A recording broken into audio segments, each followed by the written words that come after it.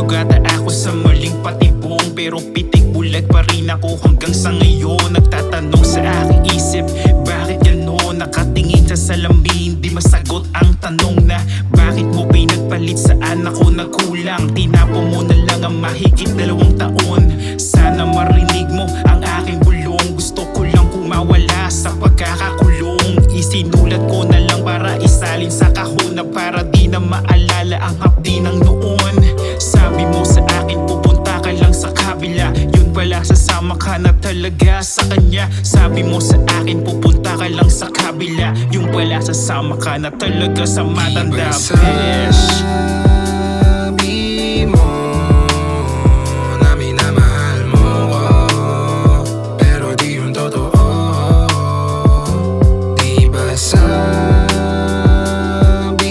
mo na hindi mo niloloko? Bitch, wala ka manloloko.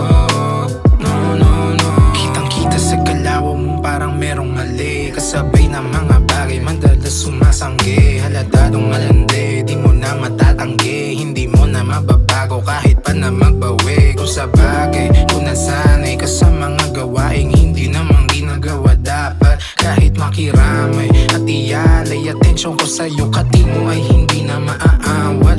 Alam ko karakas mo, saklap ng tinanas ko, di na kayang remedyohan kahit ipaamas ko. Lagi ko sinasalo, hapdi na galing sa iyong kala ko natural, yung pala pulang iskandalo. Para sa kalsada madami pala kami, ayos ang ratsada, sa iba umuuwi. Daming oras na nasayang, dami mo na konsumi. Kala ko chismis lamang, alam mo sasabi-sabi. Di ba sa